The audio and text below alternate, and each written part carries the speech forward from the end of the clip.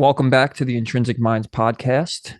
It is April 19th, solar eclipse in Aries, the Anaretic degree, 29, the big finale. Well, the big start, really.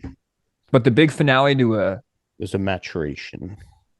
it's the ending of the nodal eclipse in Taurus and Scorpio. So it is the big ending, but it is a new beginning. And we could all feel it. Gio and I were just discussing this. We can all feel that energy. It's heavy. It's heavy. It's aggravating. It's like you want to go do something, but you don't. That reclusive energy is for real. So yeah, the eclipse is smacking us. We do record these 2 weeks behind, so this will be released more towards May. But yeah, Gio, how are we feeling? How's the eclipse treating you? Well, I feel like leading up to it, that had a lot more of the go energy to do things and, formulate thoughts and ideas and putting things into action a little bit and stuff. And then as soon as it actually came, I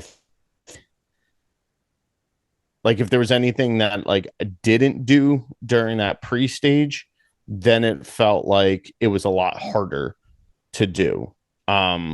Which was okay, I guess, but in a way, just kind of like there was just this, honestly, an eclipsing of the energy. Like it just felt like something moved over it and blocked that out and allowed a different part of the emotions, a different part of the psyche, a different part of the comfort zone to kind of kick in and just, pull you back in a way.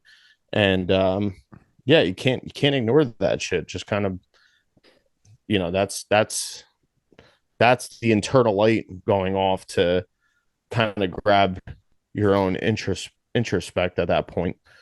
It makes sense that the you say the energy is eclipsed, because if you think we had the new moon in Aries at the beginning on the astrological new year, right on the 20th or 21st, and there was no eclipse there, so it was this brand new energy, and we all were all hopped up and ready to go.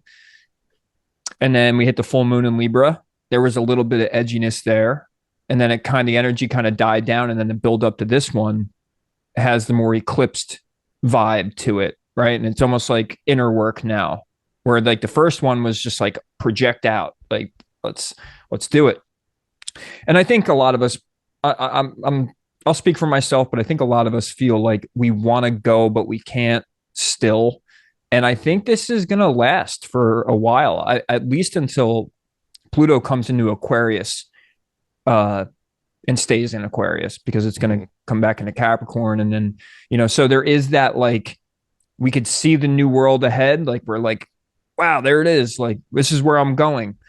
But the end, like, we still got a few, like, chain links to cut off and some anchors to let go of. And it's a shitty feeling, because since 2020, we've had that yearning. Once we went through all the bullshit, it's like, oh yeah, I need something new. I need something refreshing. I'm tired of talking about the same stuff. I'm tired of going through this. I think we went through that. And now we're at this point where we could see some light at the end of the tunnel, and it causes aggravation mostly. And I'm with you, because you were saying, you felt aggravated. I felt aggravated due to more fatigue, like an inexplainable, like, wow, why am I so like tired? I don't physically exert much energy every day. I'm more in the mental space most of the time, considering I'm a musician and audio engineer. I don't really exercise, which I should, which Jupiter coming into my sixth house hopefully brings a nice year of health and exercise and all that. But yeah, man, it is what it is. And we just got to roll with the punches. Us knowing the astrology has helped. And the fact is, I don't know what other people think of an eclipse, but when you think of the symbolism, it's blocking out the energy, right? It's blocking out the sun. And when you're blocking out the Aries energy, you're blocking out Mars, which is drive, which is, I want to get shit done. I want to do, even the war mindset, it's kind of like, I don't think anybody wants to go to war right now. Like, no one gives a shit. Like, you notice that, right? Like, we're backing up Ukraine. It's like Americans are like, let's not, most of the time. Like, what I see on social media, it's like, let's not do that. Like, Yeah, and I feel like we've come to a plateau with that, even in just the like, the world stage part of that. It's just that I think we're coming to a de-escalation point and stuff, even with that whole situation, that it's kind of coming to the point where that's dying off. Like, not to say that it's like, oh, everything's good and resolved and everything, but it's just that there's a shifting of the attention to that. Whether that means the active parts of it that's making it happen are shifting attention, but definitely the collective, the citizen society is shifting attention from that. I think, I mean, we're not even just America, but the whole world, for the most part, has become a society of like real quickly picking something up and putting it down 2 seconds later. Like, it's the time span of which we entertain something has shortened by so much, um, which is a little concerning. But sometimes when you really think about it, saying something this way, it's like kind of a relief that that just kind of happens, because it allows the attention focus to shift off of something, which if we keep putting attention on it, it could keep escalating into something, a lot more vicious or something like that. And especially with this Aries eclipse and everything and stuff, like that could be that could be pretty pretty flighty with what that may entail and stuff. So, but yeah, I mean, I definitely feel the pullback a little bit and stuff. And it's funny you mentioned you said New World, and it just made me that whole, like the Europeans, like when they finally decided to, and a lot of people in England and stuff, and trying to get away from certain rule and shit, finally decided to make those hard choices of gathering their stuff, leaving their homes, setting sail on a voyage for the new world and stuff like that. And it was exciting. All the thoughts and initiations of planning of what to do when they get to the new world and what they want to do, and all the excitements and the freedoms they may feel that they'll have and stuff. But then it's like when they get to those shores, it's just kind of like reality hits you, and you're just like frozen in your footsteps, and all of what you thought, all the excitement kind of has a tendency to leave your body a bit, and you're kind of smacked at that reality to be like, I don't even know where to start. Like, this is so foreign to me. How do I even initiate what I was thinking of? Like, that excitement is a little bit turned into a little bit more of a fear. Now I'm like, I'm like wondering, like, shit, like, did I make a bad choice and shit? And it's like trying to deal with that and become acquainted, and then realizing that, it may not be everything that you expected. There's other civilizations there and shit. You're trying to know where to tread, where not to tread and stuff. And it's a foreign territory. And I feel like we are still in that. Like, that's why when you hear a lot of these real uplifting high astrologers talk about some of these transits and stuff like that, and it's like, I don't like that they don't bring it back down to that level, because it's like, let's get to the reality of it. Like, there's a lot of other things going on in the celestial sky, and the things moving, and a lot of different energies at play, and even the long-term stuff that we haven't even seen yet, that hasn't even fully culminated yet, that it's like, we're going to have some of those like new world, new coming feelings and stuff. But like, you got to bring it back down to the realism of like, I'm fucking scared. But like, not saying that you should be scared, but it's like, oh shit, this is real different, but this is real now. uh, And I'm kind of, the let's just be honest, self-doubt sets in. yeah, I was gonna say it's instead of yeah, a level of fear, I guess, but it's more so of it's like anything when it's something's brand new or you don't know. There's that Mm-hmm. self doubt because you have no, you if you can only see the light, but you don't know what's the light pertains to, and it's just it's just something new. You're like, oh wow, and you just know a time of adjustments coming, and you're a Taurus, dude. I mean, you got the Mm-hmm. fixed. You're fixed. Like for the fixed signs, it's really hard to you know. I think for the mutable signs, I think we'll we embrace it a little more than that than the fixed signs do. But Mhm.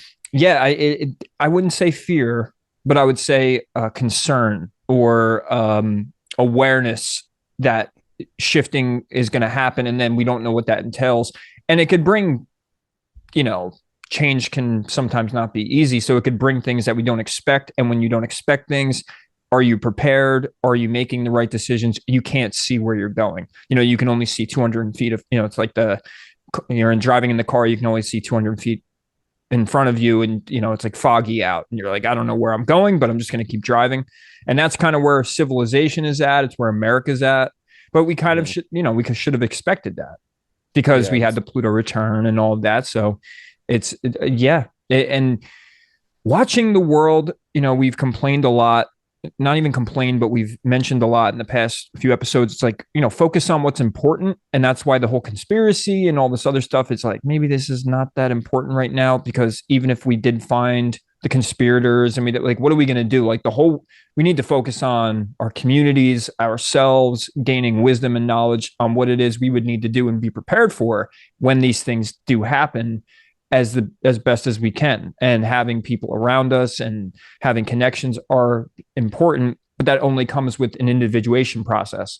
So if you don't individuate properly, you're not going to find the right people, and then you're not going to be prepared. But if you're just sitting there pointing fingers all the time, or you're just sitting there worrying about this stuff, you know, be aware of all of these things, but also be prepared for things as well. And to stop in fear is only doing yourself a disservice. And that's what we basically have to work with right now, right? Like we don't know what this change is going to bring. We don't know what could happen to the economy, to our country, to the world itself, if war is going to happen, the financial system and the collapsing of that. When it comes to AI, when it comes to and what that's going to bring, people's jobs, and all of that, the human intelligence measurement, right? Like we don't know where that's going to go. I was just thinking, you know, it's funny.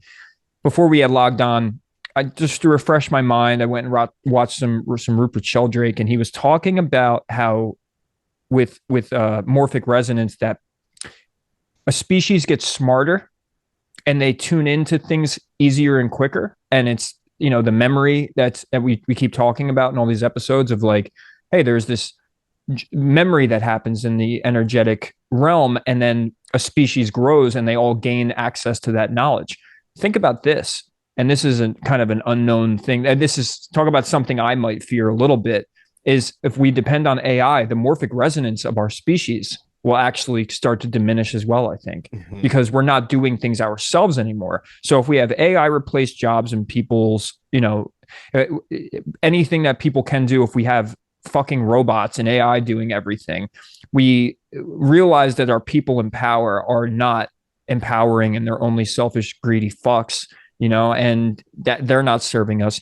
And we just like, what's the overarching theme to this would be is that we need self-empowerment, and we need self-awareness, and we need to build community and all of that. And that's something I think that could alleviate the fear to Yeah, somewhat. Yeah. that made me think of a valid point to back that up too. It's like when you even think about it and you look back from like even the 1950s and then leading up to the millennium and everything, like back then it was very common knowledge for everybody to fix their own shit. Like they had the knowledge how to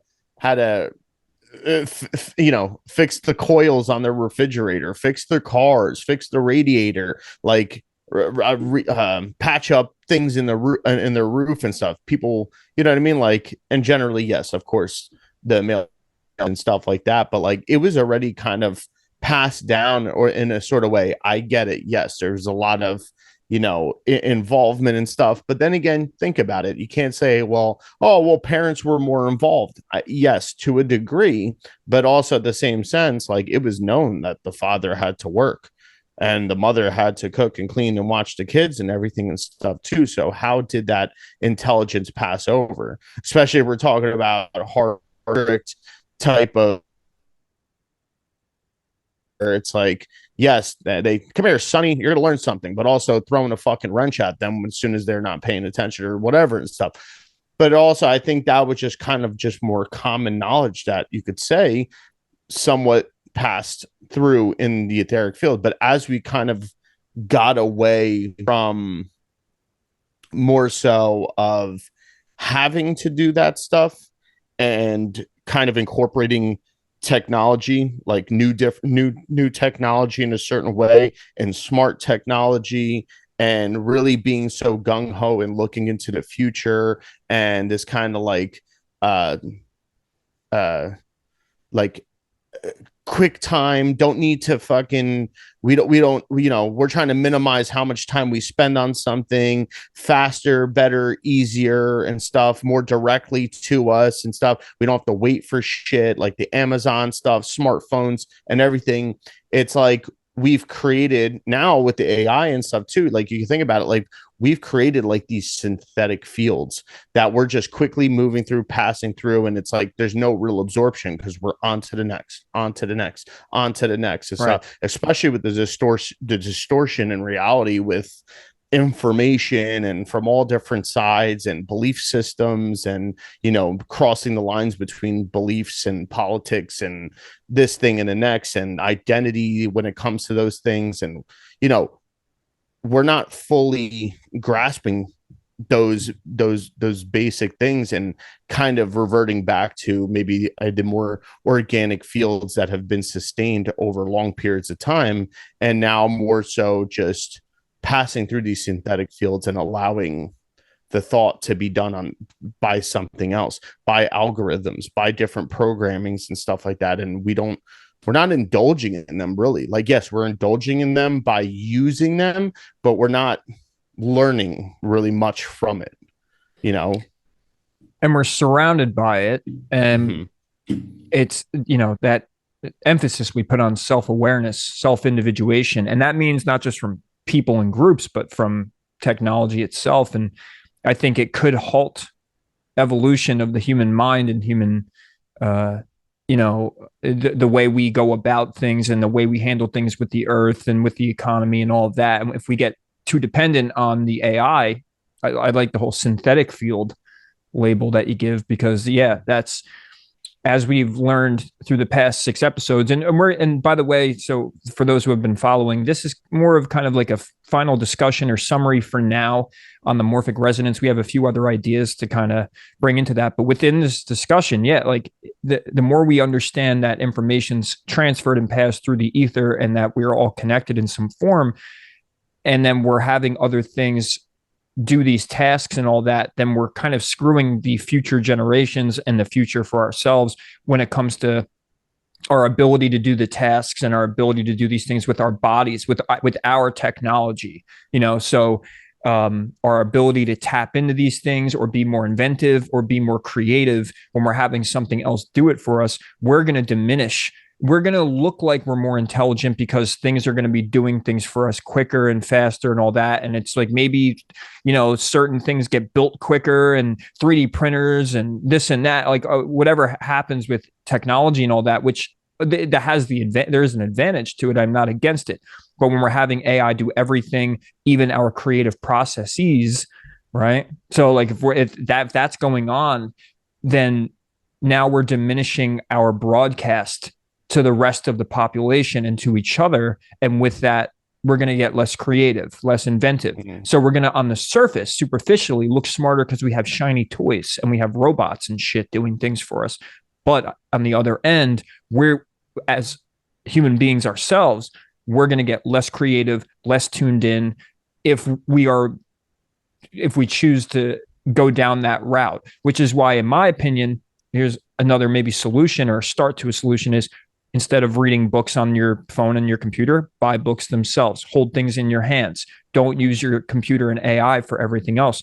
Gio, you just started planting a garden and you're getting in touch with nature itself and having your hands hit the soil and build things and communicate with the earth itself and use the earth itself and interact with it. And knowing morphic resonance and knowing, you know, we've emphasized too, like, well, why would this be so important? Well, you know, we're communicating with the planet we live on. We're an organism living in a bigger organism, and we're all connected. And these things are going to return to being more important than how nice your phone is or how fast your computer internet is, or um, I brag about having like what 8,000 books downloaded on my, but I don't have those books. So I still feel incomplete in a way where like I still want to be in touch with actual physical reality. And if I were to have kids, or I'm gonna, if I mentor my brothers and sister or anybody around, friends, we have discussions and stuff. I want to be able to actually connect and actually share energies and real technology, which is the body and the mind. So yeah, that's my emphasis on that. Yeah. While you were saying that, just like this line popped up in my head was where it just came up. It was like innovation is overshadowing intuition. Like it just there is this fact that it's like the over innovation and the over fanaticism with innovation and want to take things every time to the next level, but like always in a sort of way that furthers, like just makes us further from, you know, tangibility as humans, and the physicality of things and stuff, and separates ourselves and displaces consciousness in a sort of way from our own consciousness. Like we're so hell-bent on AI having this fun conscious like energy that they're able to do all these crazy things and generate all this stuff that it can do and stuff. And meantime, it's diverting the focus off of, well, what about our conscious selves and what we can generate and what we can do? Are we not impressed by that anymore, or did we just think that we can't do it anymore? Or because we just don't look at it anymore and we're so distracted, that's why we don't indulge in that anymore. And this is a lot of the reason why we say the things that we say, or why we go into them, and why we try to pinpoint things out, is that a lot of those things are getting lost. And mm-hmm. I'm sorry, I don't want to be a society that's cyborgish. I don't want to be in that society and have to be a part of that. So yeah, there's many things that I do that to not get used to that shit. Agreed. And like I think of things like this too, like even I'm a musician and playing guitar, being an instrumentalist. Like one thing social media has done is connected me to a lot of talented and awesome people, and you get to see how amazing they are. But then on the other end, social media is also promoting this AI thing could write you a song, and this plugin can do this for you, and this and all that. And it's showing people like, so if you have less abled or less disciplined musicians see these really amazing musicians pull some stuff off or write music or what, anything like that. And it doesn't have to be music either. It could be any task or any discipline or anything that is skill based.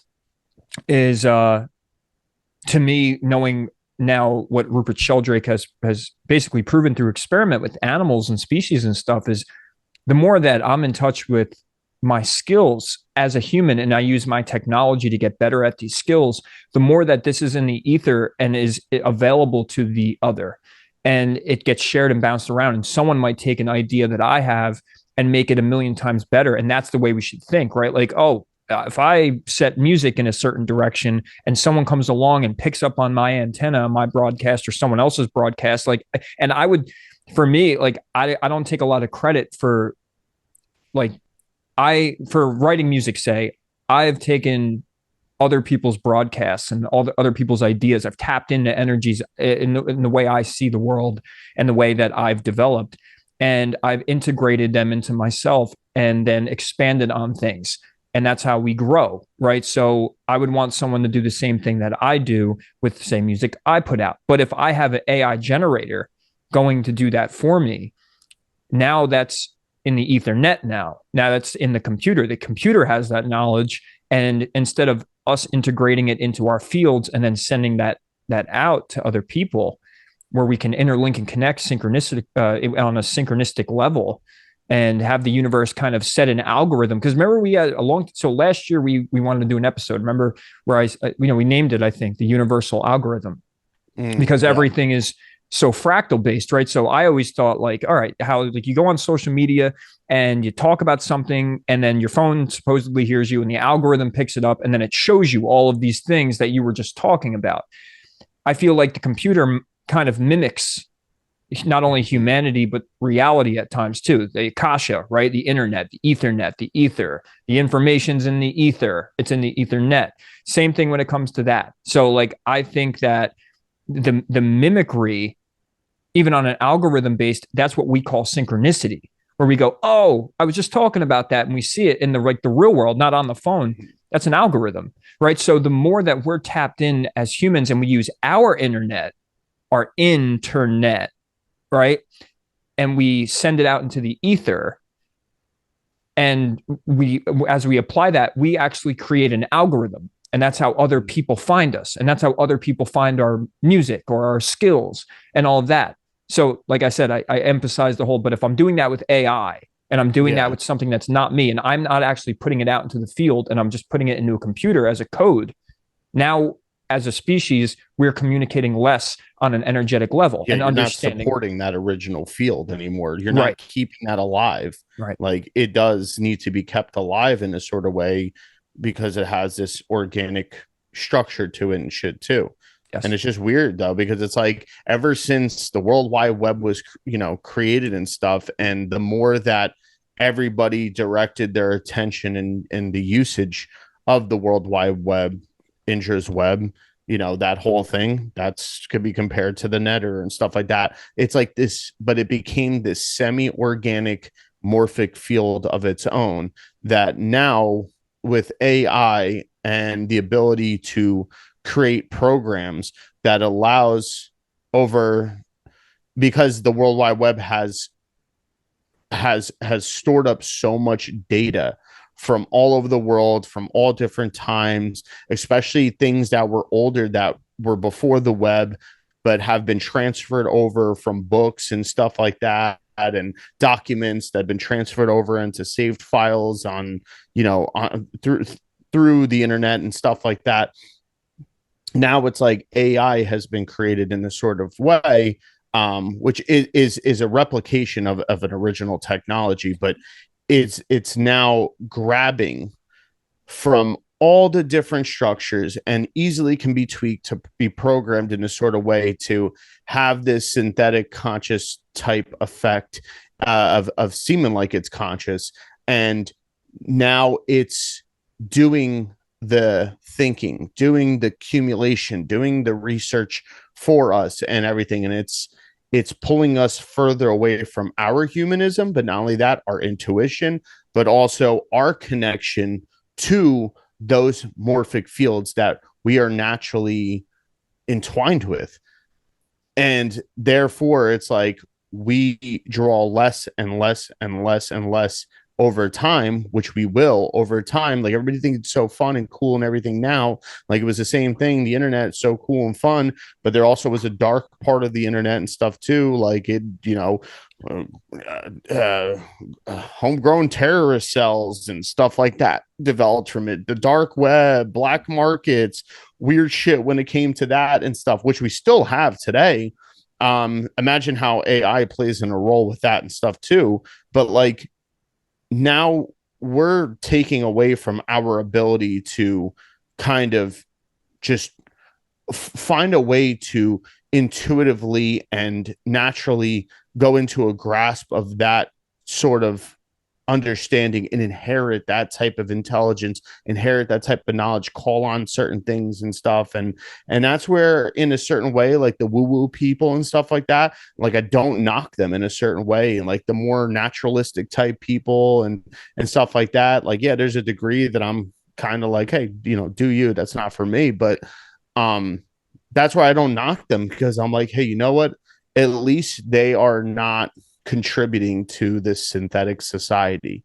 At least they're trying to create generations of more so of keeping the path and keeping more connected to nature and connected to spirit and stuff like that. Like I commend that in a certain way, because there's a lot of us that can't do that. A lot of us, you know, you took our phones away and stuff, like we'd start having withdrawals. Like it's a little nuts, and we don't realize it because we're not forced to face that reality. You know, if we really were forced to face that reality, and it just goes to show, even just the whole pandemic thing was enough to show, like, even just that little bit of a shutdown of everyday life and our comforts and what we're used to and stuff like that, people went crazy. People had lost their fucking minds. Imagine if we really did have an EMP wipe and internet was down, no electricity and stuff like that. How would you face it? Like, how would you really handle it and stuff? Would you be able to, you can't go on the internet, you can't search up Google how to make a fire and everything and stuff too. Do you have that inherent knowledge to know how to do those things and to survive and what to do? Let's be realistic. You know, that's where you also can't fault the doomsday prepping people and stuff. And, you know, yeah, that's an extreme as well. But these are, you know, there does need to be a natural culmination of this knowledge of this stuff. And we I think we play around with technology that starts leaving the control out of our hands. That's what it's doing, right? Mm-hmm. It's taking away our control. And then if you take away the technology itself, then we are left basically like infants again as humanity, because we can't keep our focus on certain things that are more important than narratives and the stories and what's going on. And I just like, hope for the best, prepare for the worst. I think that would be a good way to put it, right? Like, and I mean, that's why for the past 3 years, once I figured out how to basically, obtain books in a very cheap way, they're still digital, so it still gives me anxiety but like I grabbed everything I could, from gardening to, just anything you could think of. I went and searched and ended up with like 8,000 books, just because I am using that technology to cover my ass as much as I can, opposed to having it, be some sort of dependency for me. And like I said, I mean, without technology or AI, I wouldn't have the music I've created. I wouldn't have this podcast with Geo. I wouldn't have certain things in place to where, and we wouldn't be able to all connect. So it's all great and good, but it's the dependency factor, and it's our lack of focus with more important things that we could be using it for. It is a tool. Like, we could be using it to get better. And there are people out there. I get it. I mean, this is kind of going out to a certain group, I guess, but it's a concern for me. And I think that from here on out, instead of just focusing on what's going to happen with politics or Donald Trump or the war or Ukraine and all that, and I know we have to worry about the currency and it being turned digital and all that, but is it really going to change if we try to anyway? I mean, I would just prepare to think like, okay, that this is what's going to happen. So prepare to self-sustain, if anything, and learn critical skills. I'm not saying critical surviving skills, like you got to learn how to live off the grid. Not saying that, but like it would be helpful to learn a lot of those things. Yeah, you could still have your digital stuff. Like the way I think about it, even for you, right? Where it's like, okay, like I have a lot of these books and stuff like that have a lot of the knowledge and information that I may need. Say something happens like that, no internet, no power source and stuff. But it's like, okay, now do you have the knowledge to understand that you can create a power source? And, as long as you have some sort of like laptop or something, you can create that power source yourself just to generate that laptop you have and be able to plug your shit in and go into that book and be like, oh, okay, the information's right there for me for this thing that I need and stuff. Like, it's not that far fetched. Like it's very available. It's very, very real and stuff. Yeah. Yeah. But that aside, and I will figure out a way, by the way, to I have the 256 gig old iPhone, so I was thinking maybe using that as just a memory bank thing. But regardless, Yeah, I mean, there's just something to be aware of. Us learning morphic resonance and how information and habits and there's memory in the ether towards species. And as a human race, if we become dependency on some outside source, if we have dependency for that outside source like AI and technology, and we don't really come together as communities and learn and within that individuate before we find our communities and really figure out who we are, to then turn into the group that we build with our true individuation. Yeah. Morphic resonance is an important thing to understand, that our antennas, our broadcasting mechanisms will be hindered with this. And that was probably on my mind the most going through these past few episodes, where I'm thinking, wow, so if a species has this etheric memory and we're not using it, what happens when you don't use your brain? What happens when you don't use your body, right? Apogee? How you say it, right? Apogee? No, Is that how you say it? apogee. Whatever. Apogee. You get it, right? You get the muscle wears down. Like you can't, it's gone because you're not using it. And if we're not using that, then it'll diminish. And that's how AI will take over. Right now, we have the opportunity to use the AI as what it should be, as a tool, instead of the tool using us. Because eventually it's like another allegory for that would be Wally. Hmm. Yeah. It's that whole thing of like, you got the robot as the main character, and then you see the humans just slobs, just not doing anything, and everything's being done for them. And I fear that, right? And so, and I just fear the race becoming that useless. So yeah, I about self-empowerment, and that's what this knowledge is for, and us discussing it. And as we tell you guys, like, we're going through this journey with you. That's our style in a way, where we're learning as we're going, and we try to grasp and philosophically break down through discussion what these ideas could bring, or what they are, what we feel could come from, whether it's understanding them or not using them or abusing them, any of that. And on the other end of it, understanding it starts to bridge other things in that people call woo woo, like the 5D consciousness, like astrology, all of that. Morphic resonance, to me, is one of the biggest bridges, and something that gets me fired up to say, hey, something else is going on here. A new science is starting to come into our awareness, and we could use it before we lose it. We could use it, and now we're starting to have this understanding. And so, what astrologer said, what was it, Cam White? It said, what did he predict, that like the internet would be like the most censored it's ever been by like 2026 or something? I forget. And that to me is also a concern as well. So Yeah, definitely see that.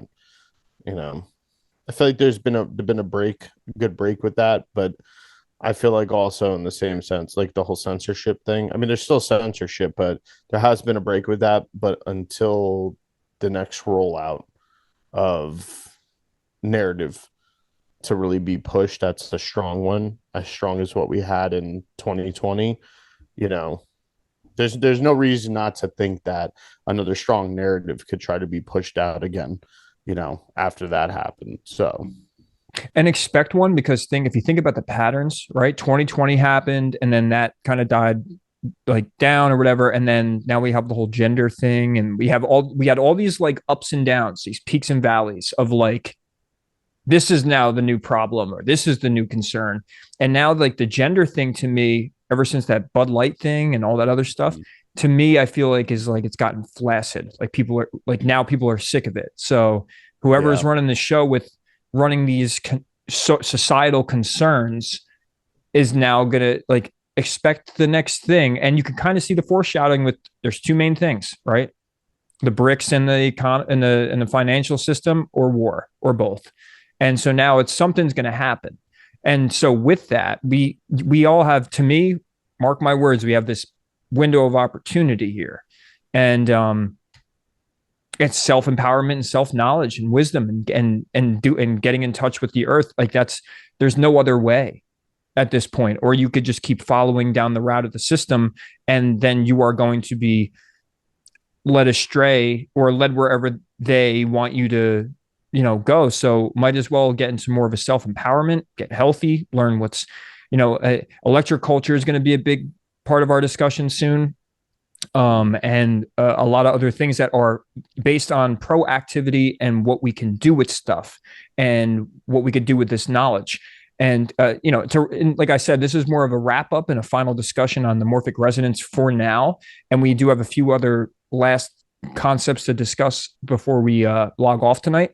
But like that's where we want to head with this podcast, with discussions, with having guests on, is that empowerment and that getting away from being led like sheep, where it's a we the people type of time. Mm-hmm. Take the steps towards that self-sustainability and everything, because not saying not like you see a lot of these true channels that try to convince you that you're gods and everything and stuff too. I was speaking of that too. Whoever I'll call it straight out, whoever this person Peter Smith was, who left a comment on one of our last videos that tried to say, oh, one of those guys refers to himself as God, like G.O.D. That's not like you're actually stupid, because I guess they must have looked at the auto caption, because when I watched back at the video, you said with G-O-D and the auto caption put it as G.O.D. Lack of self-awareness, just like what we said in our last videos, is people that just go on, spew out. They have no idea what they're talking about. Dummy, it's my name. I see the impulsive typing. The impulsive typing. Oh, this guy fucking weak, dude. You go as God. No, never in a million years. His name's D'Angelo. D'Angelo. I literally addressed it and I was like, what you absolutely are you're stupid. You're absolutely stupid. And this I mean by spewing at the mouth and you have no self-awareness. Not even a second to be like, wait a minute, does he really? Like, you didn't even take a second to think about it.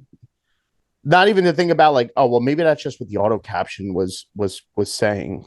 And obviously you don't follow enough to see that even in a lot of thumbnails, it's written out G-I-O-D. So you're stupid. Plain out. That I will call that. That's ignorant, just stupid. Well, yeah, but remember when I was complaining a while ago, well, 2-3 episodes ago about it?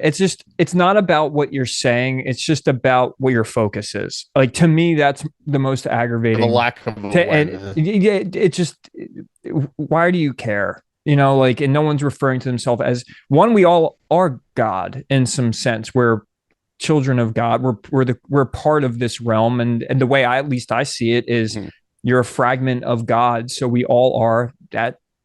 That guy's God, Peter Smith or whatever the fuck. made in the likeness. Anyway, but if that's Peter your focus, Smith. If that's your just focus, so you want to do a little occult breakdown of your name. Yeah, Smith. A Smith is a person who, when you really go down to in the esoteric and the occult of it, like a Smith is a person who basically does the work for everybody else. And basically has to, and not the good work. It's the dirty work. It's the blacksmith work. It's the forging of things and stuff like that too. So if you really want to go deep into it, we could go into about your name, since you have no culture enough to know anything about my name, because you couldn't even say my full name, probably. That's how stupid and uncultured you are. And I'll call it out as that. I don't really care. But for anybody who actually did know that wasn't true, and actually knows that my name is G-I-O-D because it's shortened, hit the like button. Comment. Very nice. Anyway, but how to address that, though? Don't want anybody thinking that there was a God complex here. And we thought it was more of a funny, it's like, oh wow, your name with your last name initial, G-O-D. I actually had that's funny. Nico Storetti back in high school, he used to be like, yo, God. And I used to always tell him, I'm like, don't do that. Don't call me that. Right. So no. Yeah, Yahweh. Yeah.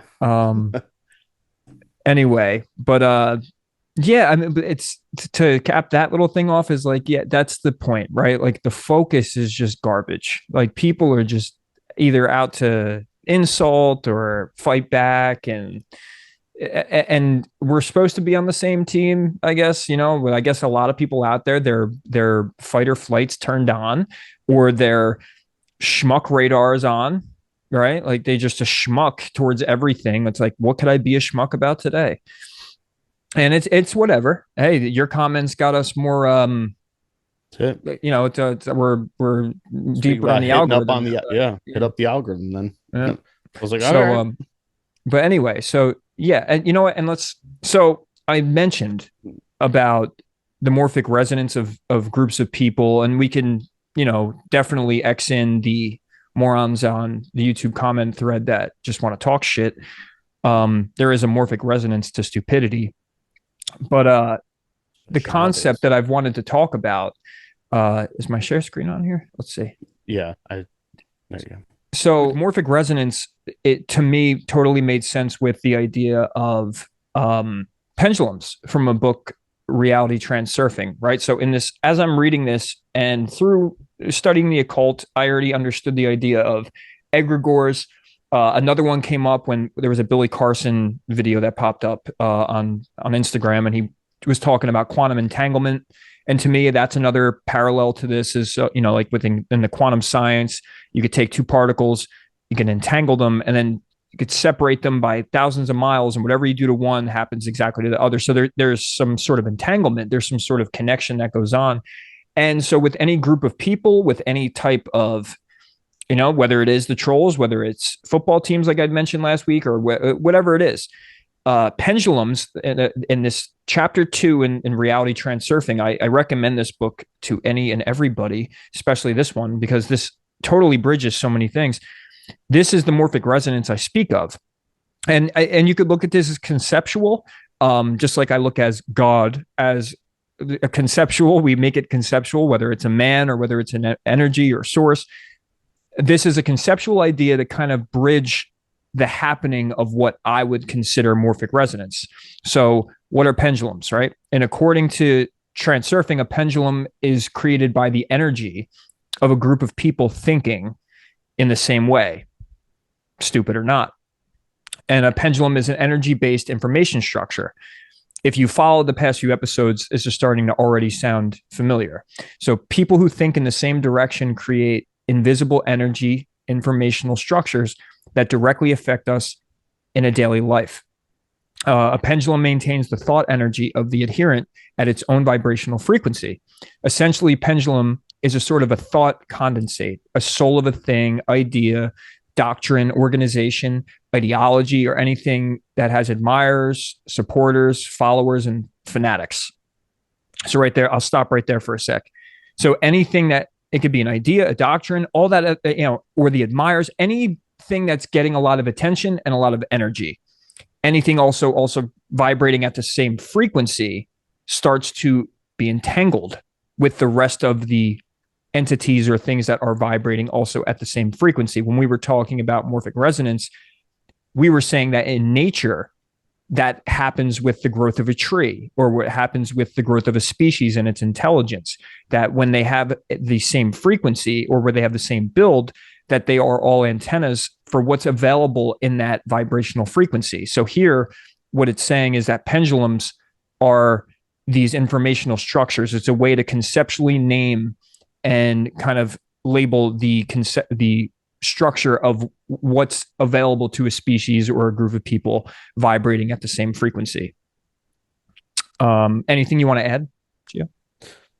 No, I just was thinking like to myself a little bit about that. Like even thinking of, the parallel between pendulum and even morphic fields and more of the nature standpoint. Like I was thinking, I was like, well, you do have certain like plants and certain animals that do become extinct. And it's like I'm starting to wonder, I'm like that when it becomes extinct, it's almost like that morphic field dies in a sort of sense. Like Right. or not dies in that sort of sense, it transfers kind of to maybe the next closest thing.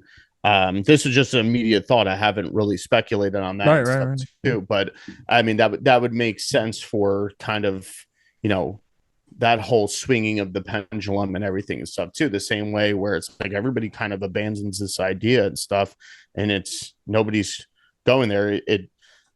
that pendulum dies and a new one is created, because we know that energy can't be created or destroyed. So, I would think it'd be the same thing in nature when it comes to an extinction. Like, that say that oak tree no longer drops its seeds anymore, never drops anymore and stuff. It's not reproducing. And eventually, when those trees die and they stop dropping, say, and their seeds, it's done, then therefore that memory, that habit starts to die off too in that intellectual field and stuff, and maybe more so transfers on into something more closely relevant. Yeah, right. And think about trends. Trends is trends, whether it's music or movies, an actor or actress, political parties, uh, all that energy is going towards something. And then once there's no more supporters, there's no more attention or energy being given to it, it has to transfer. So it's going to transfer over to the next trend. Or the next religion, right? So like right now, what it's seeming to be is we're looks like we're walking into more of a spiritual uh, religion than it is more patriarchy based and worshiping an idol and this guy or whatever. It's more of this source and 5D and all of that. And you notice that there, even though I think it's some crazy number, like 68% of the world is Christian and all of that. To me, that's a pendulum, right? People are caught up in that doctrine, that idea, and then they're vibing with it. So then and it's funny because the more you go deep into pendulums, the author treats these things like they want to stay alive, right? So they want to feed on that energy, and with feeding on that energy, they catch you in a trap, and you're not thinking your own thoughts at a certain point anymore.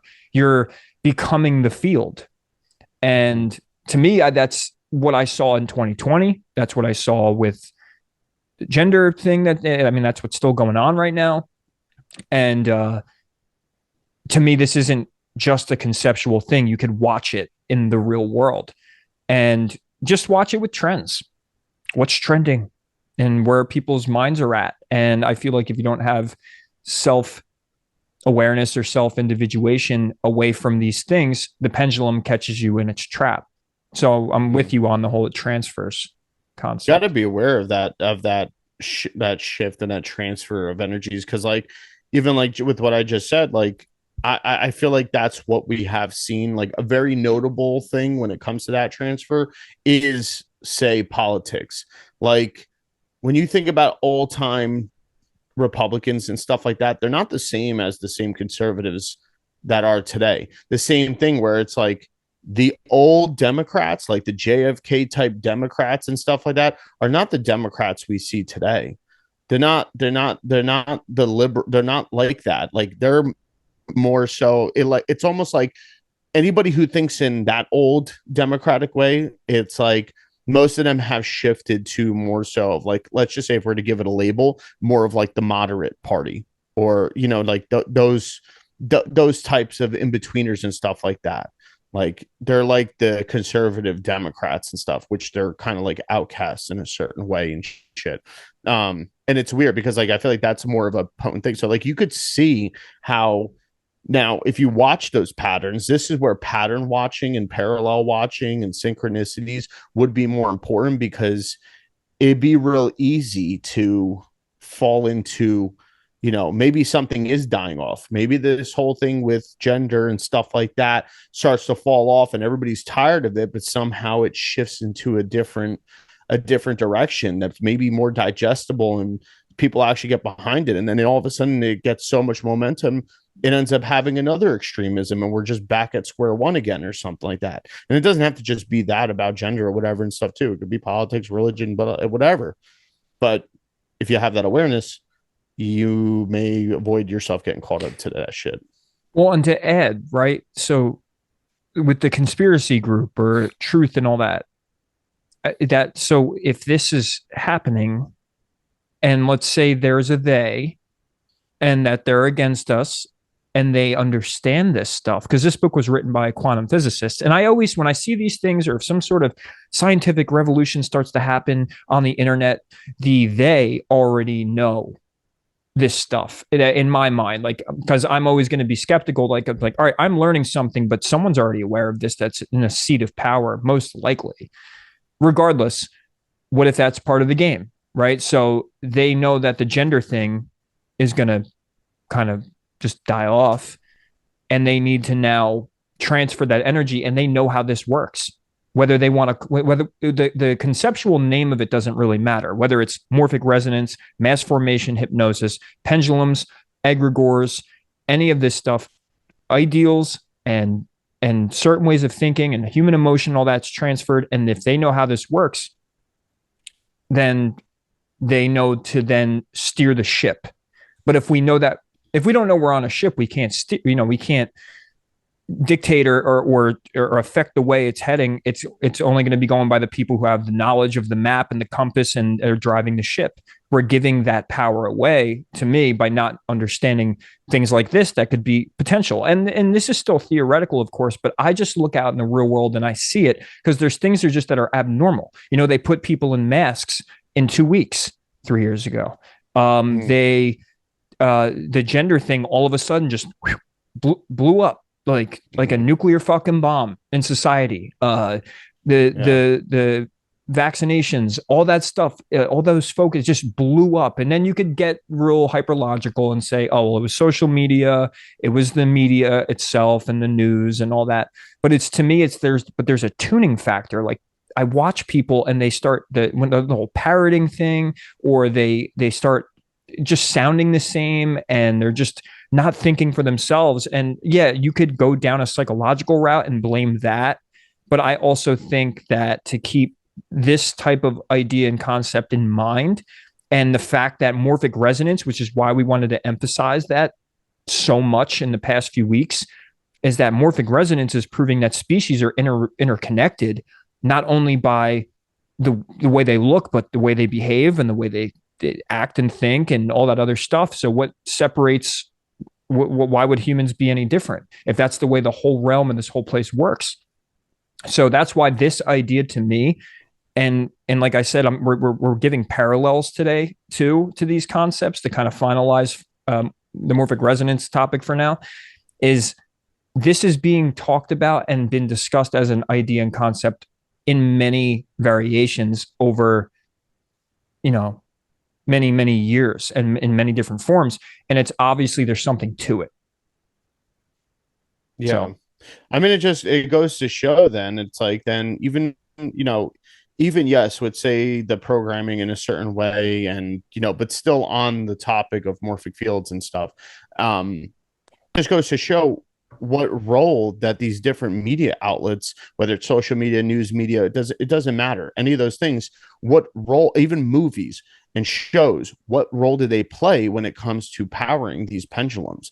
Like, and I think that they act as sigils, like the movies, the shows, the social media platforms, they act as sigils because they're constantly flickering some sort of imagery and stuff in your face, and it's constantly playing on the subconscious. So I think it only helps power that in some sort of way. And I think, yes, if there was something to look into there and sort of like draw that connection at stuff and understanding maybe more so of magic in that sort of sense, but also the real quantum understanding of the physics of it, and with this understanding of morphic resonance, pendulums, egregores, and stuff like that, then we can start to see more so of how that plays a major factor.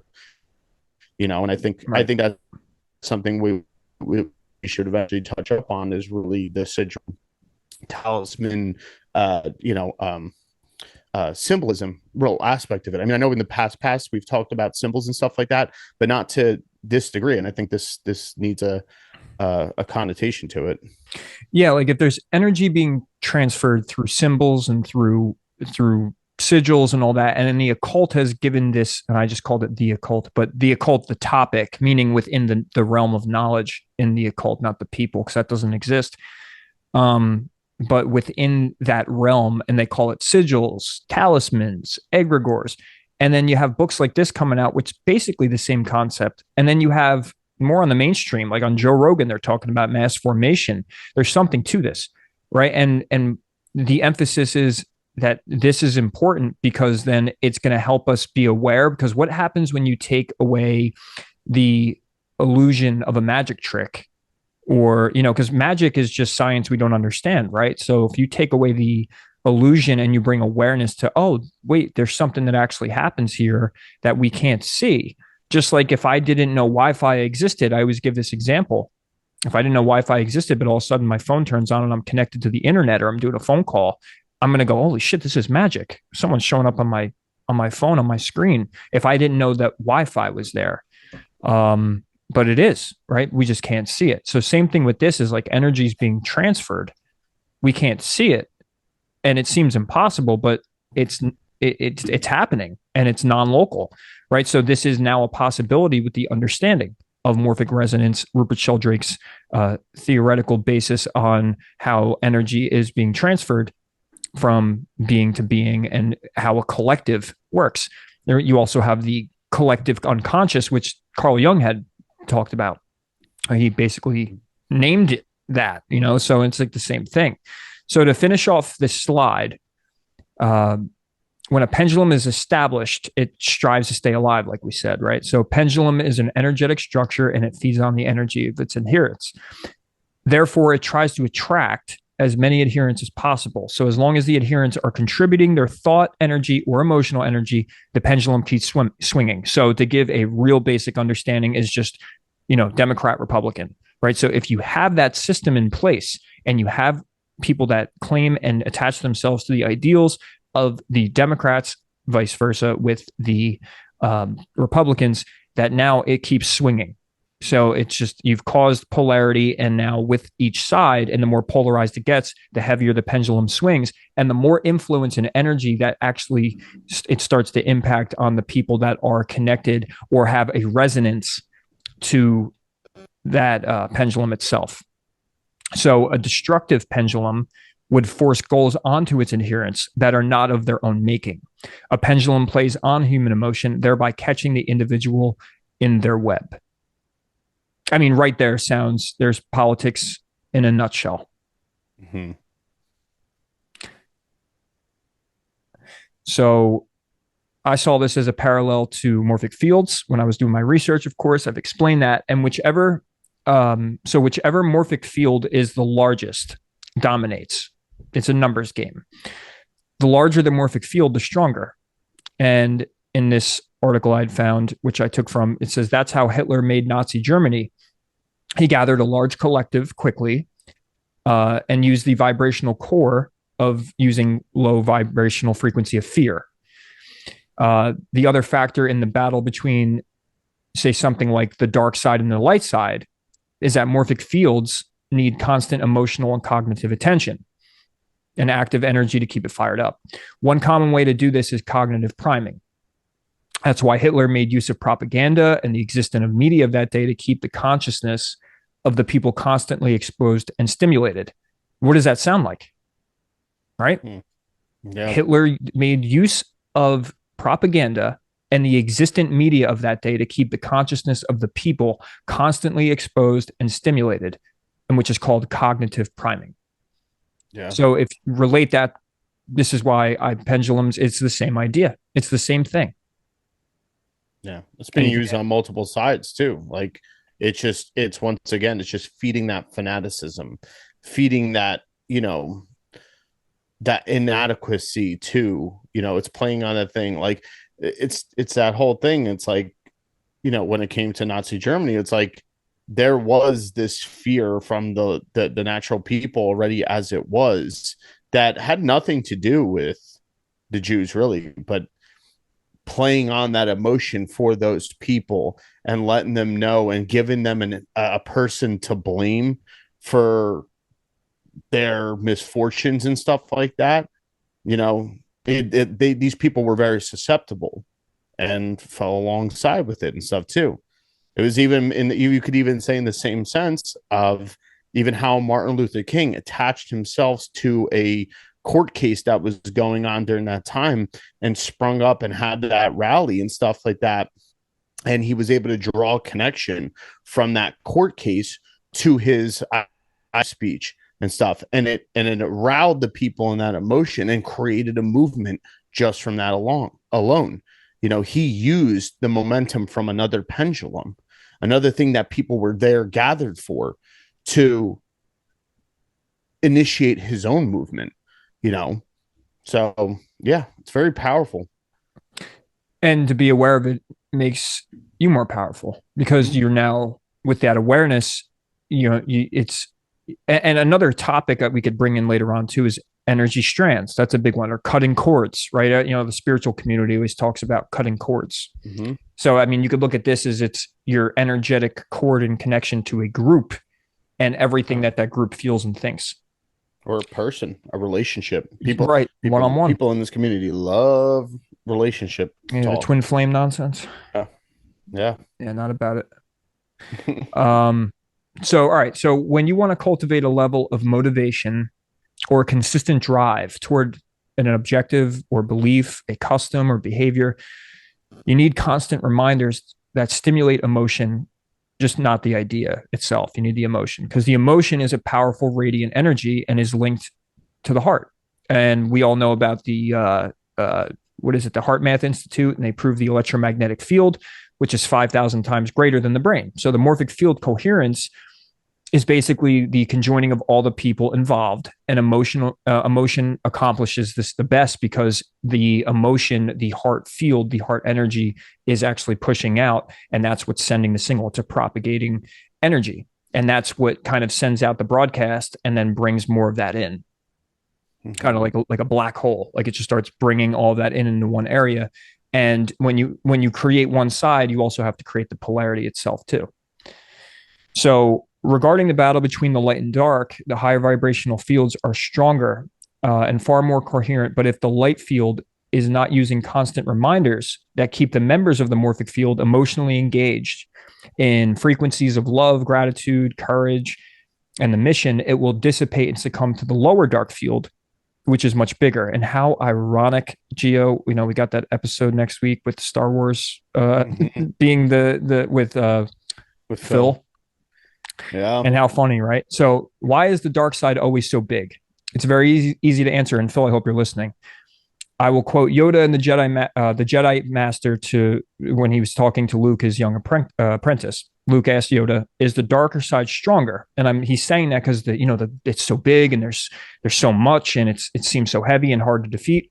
And Yoda replies, "No, it's just quicker, easier, and more seductive," which is true. Exactly. You could always the dark can never overcome the light, though, in that sort of sense. But the light always pierces the dark. Right.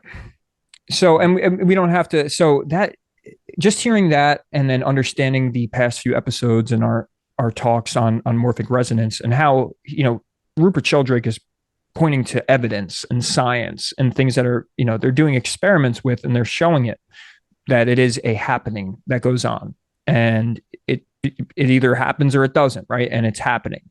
So this is not just turning into some concept, but it's something that is actually going on. And it's an empowerment factor for all of us to be aware of this, because then it's going to affect, if you are hyper aware and that you do want to improve and empower your own life, this is something to keep in mind when making decisions, right?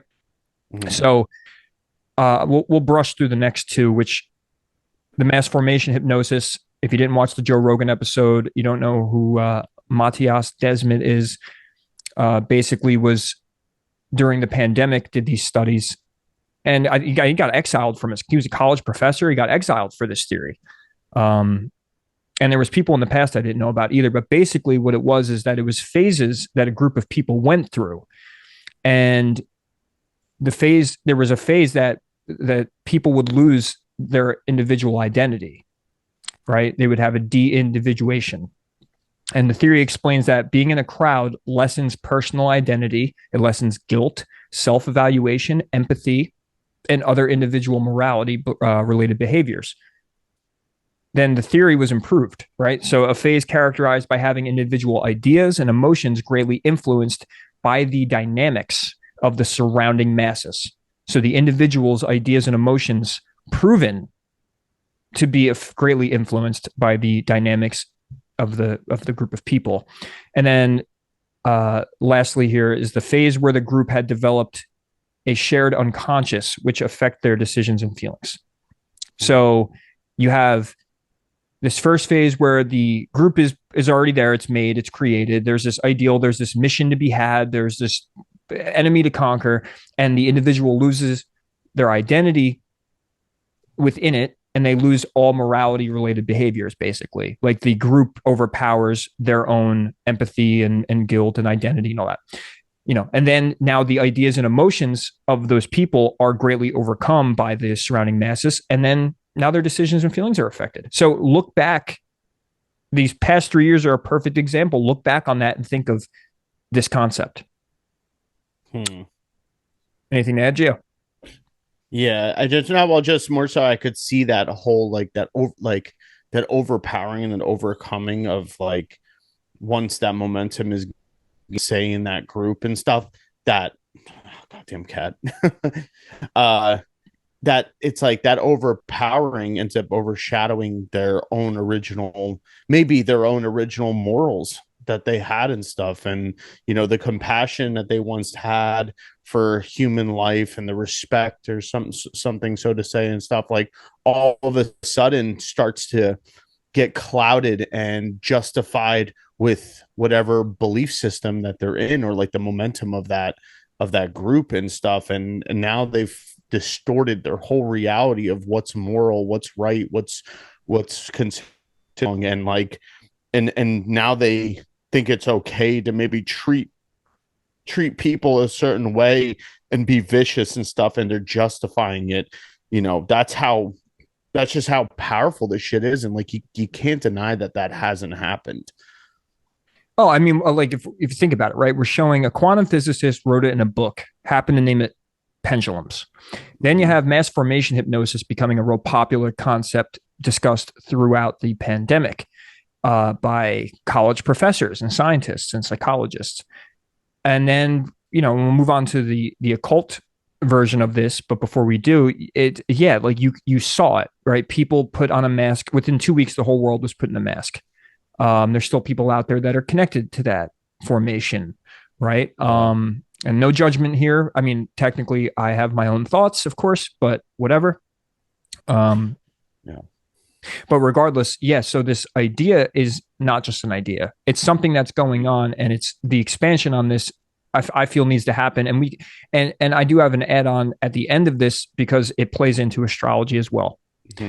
One thing to say about the mask thing, though, is I mean, I don't know if you want to take this in any sort of direction with it, but you did see how the mask thing and all the rules and mandates and stuff like that really did bring out, if you were to really have a deeper look at some of these people's lives that try to enforce this stuff. I'm just talking about your neighbor, the teacher that does something, your boss or whatever, anybody who really tried to enforce this thing. And you took a deeper look at why did they really try to do it? Is it because they're scared or whatever and stuff? Or, even those people that just, either way, it brought out the wounded authoritarian in these people.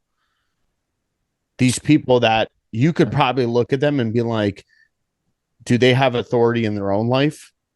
Most likely they try, but they don't. If you really were to have a deep introspective, I guarantee you would see that those people don't have authority in their own life. And this gave them something to attach to try to be like, hey, this is my chance. And not even on purpose. They weren't consciously thinking this, oh, this is my chance to shine and really exert my authority where I lack it in other areas. No, this is just something that naturally came about them in that sort of sense. It was something that they could fall in line with, through the own playing of their own fear. Right. And to bridge the astrological energies at the time was Saturn Aquarius. And Saturn is the, he restricts and all of that. And Aquarian energy would be more power to the people and people being self-empowered and being part of the community as a whole and it being their own authority. And Chiron was still in Aries, right? Oh yeah. So, and that's where the whole Andrew Tate sphere is totally Chiron Aries. The red pill. What was the the black guy, Kevin Samuels. That Mm. whole little segment going on, right? Like that was a big one. The red pill thing, and it still goes on, and a lot of it's great, by the way. I know I called it, I called Tate a douche. I just don't like I just don't like him. But the whole bringing the wounded masculine to the forefront and trying to heal it, I'm for that. Like I just over masculine to me is just Deeper side of it, there's a shot deeper into it. There's just a shadowness to it. well, yeah, you could see it, right? Like people will Yeah, get carried away with yeah. having someone that's a mentor like Andrew Tate. Like there's this they could just get carried away. Once And again, that's what I see it's a with that. justification, like just being like, oh, I could be a douchebag now. I could disrespect Right. women now. Yeah. I Yeah, could put people in exactly. their place now. Yeah, Right. overdoing, just like with anything. Yep. And oversaturated. It can get Mm-hmm. oversaturated real fast. And it kind of did, which is why I got sick of it real quick. But Yeah, that you doesn't don't have mean to check things out. within those discussions and things within the concepts even he can bring up and all that. It doesn't mean that they're all wrong. It's how you go about it, it's how you deliver it. It's how you're affecting the minds of masses amounts of people, right? Yep, that's why you train the mind the right way, and you have this, you know, ability Conviction. to not, yeah, like not to be fall into susceptibility of shit. You can take and extract the valuable in things and set aside the rest. Like, Right. you don't have to get sucked up into it. This is why what we're talking about is to help strengthen those areas of the psyche and ourselves and in all sorts of aspects. Instead of living the monkey see, monkey do, Yeah. living to the morphic resonance, being No, trapped this in the is the pendulum. thing. This Right. is it. Yeah. And All then the everyone way. just starts, trolloping around, Mm. and doing what they're told, even from people like Andrew Tate and Kevin Samuel. So, but there are valuable things to be taken, but it's about Mhm. just staying in your individuality and being individuated and taking what's valuable for you instead of doing the monkey see, monkey do crap. Mhm. You know? People are so ready for a zombie apocalypse. Like, we've been in the zombie Oh, apocalypse. yeah. There's different degrees of different types of zombies, though. That's the thing. Right. Pick your poison. Right. And that leads into the egregore Mhm. concept, right? So what's an egregore? An egregore is a metaphysical term for a sort of group consciousness, like a zeitgeist or an archetype. It derives from the Hebrew word for angel and also for city. It also, I think, in other cultures was called watcher. I think there was another a name given or meaning behind it. So, like a servitor entity, an egregore is created, whether intentionally or otherwise, by people. But unlike a servitor, an egregore is shared by more than one person, and its power increases as it is invoked. Modern group structures like nations, corporations, and websites have their own egregores. They are invented thought forms like conscious morphic fields that are repeatedly invested in and invoked by the members of a group. Often the symbolism of that group is spread to others, and this strengthens the egregore as more people encounter it, develop awareness of recognition of it, and may eventually join the group and reinforce the egregore themselves. And to add, it also starts to grow an autonomy to it. It gets autonomous. It starts almost acting on its own accord, which to me, the other concept of pendulum grounds that more. It explains that more. It gives more of a visual of that. So, and I kind of just explained it, but we'll go to this slide. So, egregores, how are they formed? Egregores often start as an intentional act of creating a servitor entity for someone's personal use. If others begin to work with the servitor, it can gather momentum, much like a kind of intelligent morphic field and sentience, and start to act upon its own, like I was saying, autonomous. As a sentient being sustained by the choices of others, it could find better ways to accomplish the agenda for which it was created. As its influence expands, it could take on bigger goals to accomplish its agenda in more powerful ways. Thoughts? Yeah. I mean, this just goes to show when people have those entities or demonic talks or angels, Nephilim type things, like this just goes back into something that we're going to connect to now that we're closing out this area of it is even how the whole astrological field plays a big role into understanding this and allows us to understand deeper into archetypes along with morphic resonance and seeing how that there is these structures, these forms, these habits, these memories already set in place with some sort of archetypal value to them, that now it's like we shift into those molds. It's like we are fluid beings in a sort of way when it comes to our consciousness or our spirit.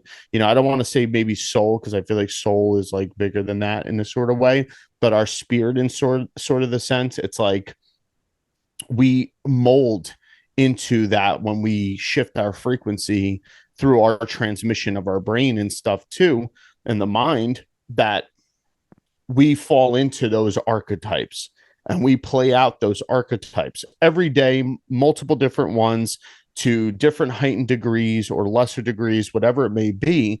But that's how we could even understand the egregores and through astrology as well. Like, this is how we even can see what needs more attention, what needs less attention in our lives, what needs fixing or healing, what needs to be strengthened in some sort of way. Like, but you could do that with now being able to bridge the gap between astrology, morphic resonance, the morphic fields, astrology having a morphic field of its own, even each star, each planet and stuff, the constellations in that sort of way, earth, it's magnetism, like all that encompasses, which we'll keep going over because this is so extensive.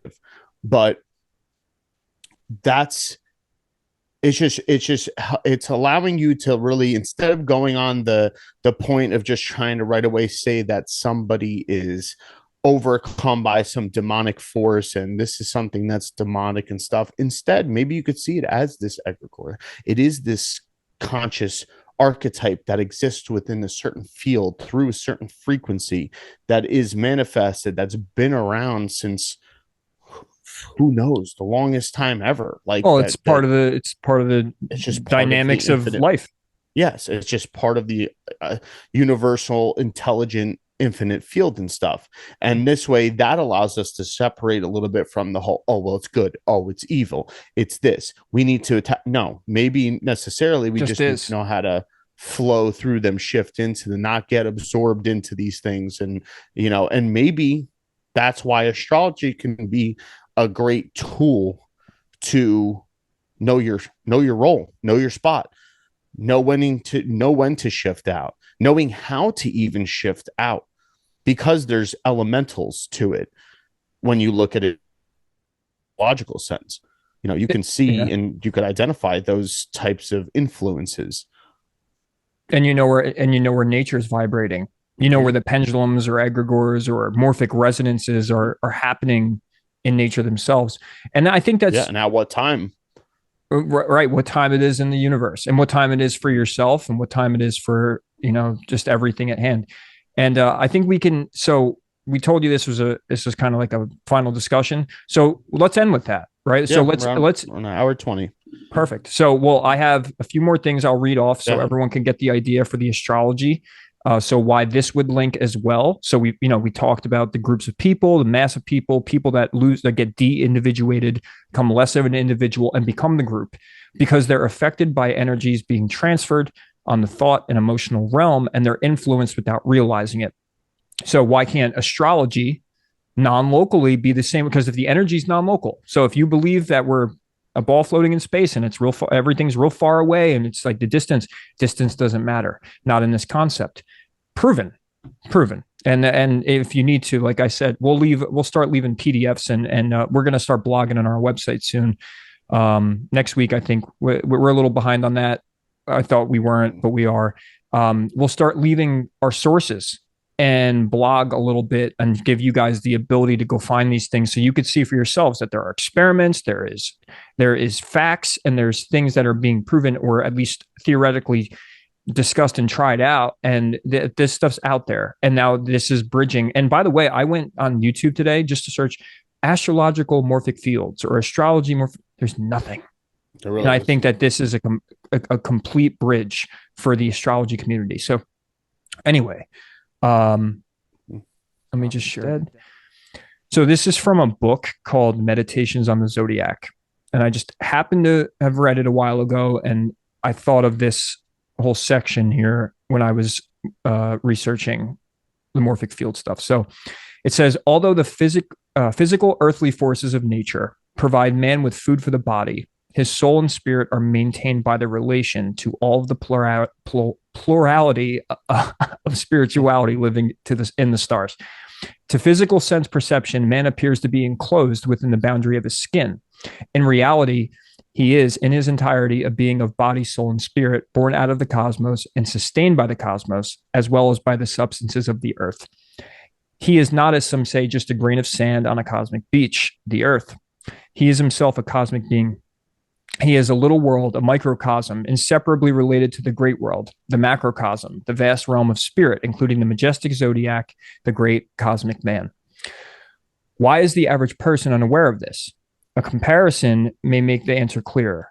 How funny, Rupert Sheldrake did the whole TV thing too. So it says a TV set is constantly surrounded by what is being broadcast from many stations, some even thousands of miles away. Yet it is without pictures and sound until it is attuned to one of the broadcasts. It is a matter of attunement. In the case of the human being, it is a matter of consciousness. Cosmic conquest does not require a journey into space. It involves a heightened, intensified, and expanded consciousness. Highly evolved egos can be conscious of the spiritual forces and beings of Venus, for example, or of the sun or Saturn. These influences are not localized to the shining stars we see in the sky. They fill the entire spheres bounded by the orbital paths of the respective planets. We are perpetually immersed in them, and also in all that streams to us from the zodiac, which is as a womb in which our entire solar system is evolving. We are inseparably united with them, all each individual in a unique way, in our waking consciousness and in sleep throughout our entire Earth life, and also during the sphere life between death and new birth.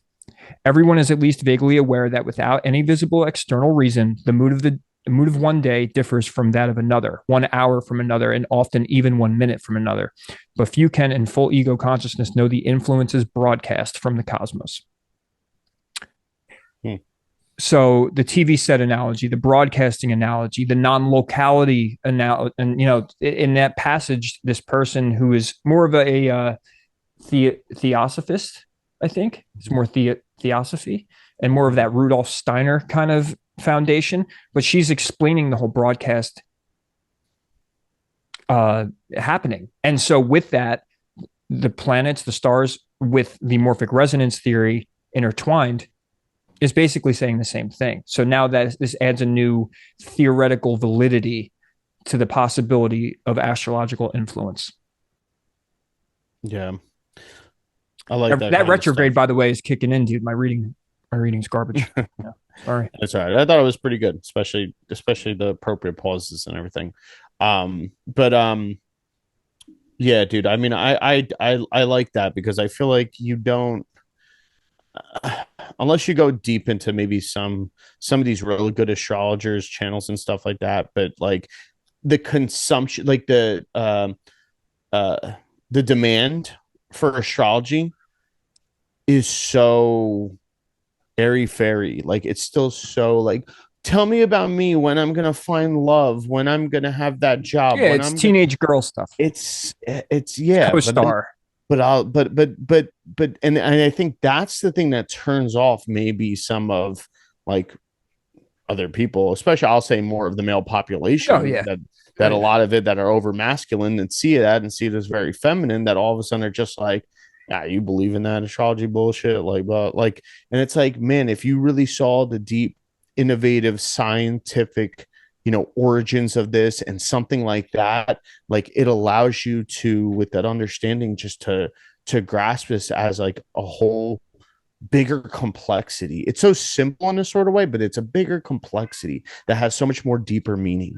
And like, I love that. And we could talk about that for days. And I think that's cool that we're going to be going on to that. Yeah. So I think that's it for now. I think that kind of caps it off. We're going to definitely keep everything kind of interrelated here, but I think we're finally going to jump to some different discussions on the next few episodes. So we hope you got the idea at least, and see that this is all new science and a possibility. And that's our job, is to just, it's not to tell you what to think, but it's to try to explain how we're thinking and maybe influence how you're thinking, and then we can expand and grow spiritually, intellectually, and that would, of course, affect us physically. So it's time for self-empowerment, and that's what we believe in. So that's what we're going to keep going with. And we hope you enjoyed it. Like, subscribe, comment, all that fun stuff. Whether it's bullshit or not, leave a hate comment if you'd like Peter, right? So you can get Gio all riled up. At least if you're going to make a hate comment, at least make it make sense and based off something actually done or said or something. Right. At least not something that you just had real introspective on and you just wanted to run with it, I guess. Just a hater. Sorry. But anyway, sorry that mommy and daddy didn't love you. All right. Well, on that note, guys, the Aries is kicking in. So. It is. It's that eclipse. But we appreciate your time, and until next time. Yeah.